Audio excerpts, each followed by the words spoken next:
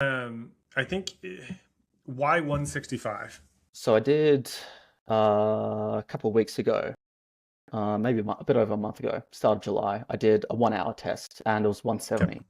So Okay. I don't want to do threshold. I don't want to go absolutely to my Yeah, yeah, max. yeah, yeah. So I'm thinking 1 hour at 170, 2 hours at 165, 3 hours at 160, and then that's consistent because it's something potentially I can sustain for that period. And it's, I can, then next year I can do, 2 hours at 165 versus 2 hours at a specific pace or a specific, you know, and then I can see how the pace changes over time, whereas hopefully my heart rate shouldn't change too much. Yeah, I understand. Yeah, fair enough. I'm not against it per se. Like you see this much more in rowing, cycling. Triathletes use stuff like this as well too. Like what do they call it? Like critical power tests and such as well. The only tricky thing, I mean, unless you're doing it on a treadmill in a controlled climate, is you're going to have like pacing and time of year for you guys because you have the weather swings like we do. I would be very deliberate with the data that you're trying to derive from it. The question that I would ask would be, what do you get from that that you don't get from a race performance? Mm. I guess it's I'm in not trying to be lieu rude of or race. anything, right? But like how we fit that into the yearly training plan, right? Like because everything has a purpose that we're trying to do, right? I think well that's exactly it. It's because Yeah, it's timing it because, that's about 6 weeks out. There was no yeah, racing. There is yeah, no yeah, yeah, races at that sort of time distance yeah. at that period. So it's basically swapping out a race. Okay, So instead of, understood. and I do have a loop right near my house. So it's probably about, That's like I do my warm up. standardized for you. Yeah. It's a 1.75K loop around the park, and I've done a few half marathons around there. I've done a few tests. So I mean, it's pretty hilly. It's literally like you go down on one side, across, and then back up. So Yeah, yeah. Okay, gotcha. it's Yeah. yeah. So if it's 1.7K, it's probably about 20 meters of elevation per loop. Okay. Yeah, yeah. So That's it's solid. not Yeah. too bad. But Yeah. Okay. it's obviously the seasons will change, and so pacing and Yeah, stuff of will course. change. Yeah. But I think just in general, it's probably, same loop, same 6 a.m. starts. It's probably, You've got as much consistent. But standardization as you can, let's say, right? Um, would you taper for it or no? no, not really. No. Okay. And so you would never taper for it then? I'd probably just treat it as like I have got like an easy long run and then got a long run session Yeah. in the Yeah. Yeah. weekend. That would Yeah. be Yeah. the long run session. And then Okay. I I've got understand. a, slightly easier Sunday the day after to factor in a Yeah. little Yeah. bit of Yeah. recovery. Yeah. But no, I'll just treat it as just another day, another week. Okay. All right. Yeah. Interesting. Yeah. I haven't used that in running before. It's not to say that it's bad or you shouldn't. I'm going to keep it in there for you because it's something that you know and it's about your like year over year. I just don't know enough to make an argument for or against it. It's not something I've done, and I try to be as open and fair as I can, not just be like social media like bad or something because I legit don't know. So why would I critique it? So let's keep that in there and we'll build around it if you're cool with that. So as we come down here, like I would want to start seeing you extending out some of these like tempos. So 25 minutes at tempo. I can't spell apparently. If you've watched these, you see that like I suck at typing. So it is what it is.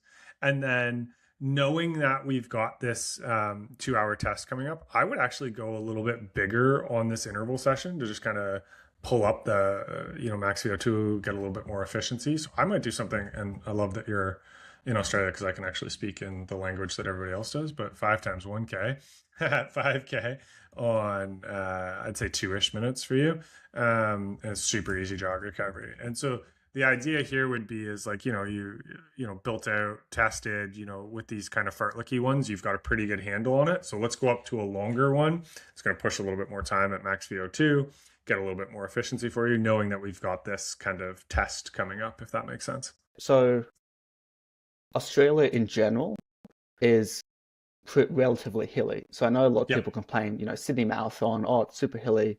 It's like 300 meters over 40K. As far as I'm Yeah. concerned, it's flat. Yep. But Yeah. like, would at what point would there be hills? Because I know a lot of people like just run on flats. Sure. Like I don't have Yep. flats.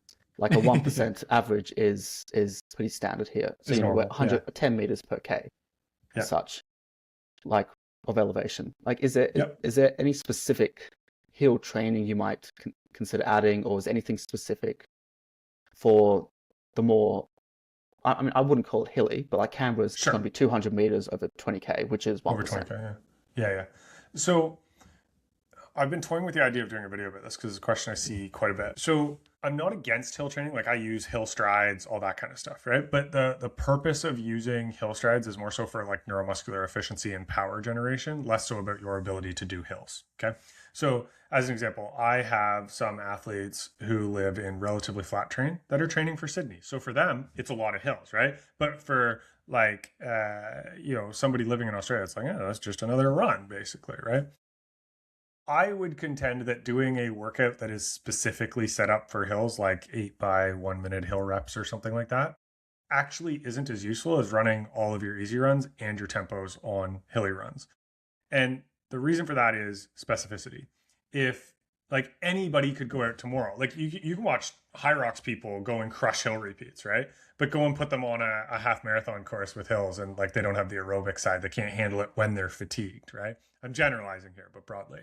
And so what's going to be more deterministic of your actual ability to run a hilly course is your tempo runs and your long runs in particular of the easy runs on a hilly course to get used to moderating your heart rate and effort through the ups and downs, callousing your body to the load of going up and down at effort or at the end of a long run when you're super fatigued, right? Instead of going like I could go out tomorrow and bust out hill repeats at 3 minute Ks if I wanted to. But if you put me in a half right now and I'm not in shape, like I'm screwed in the half, whether it's flat or hilly, right? So I wouldn't do a specific hill workout, especially because the loops you're talking about with your house, you're getting them, right? So if you're doing those threshold workouts on a hilly loop, that's going to be the best form of training you can get for actually racing on it.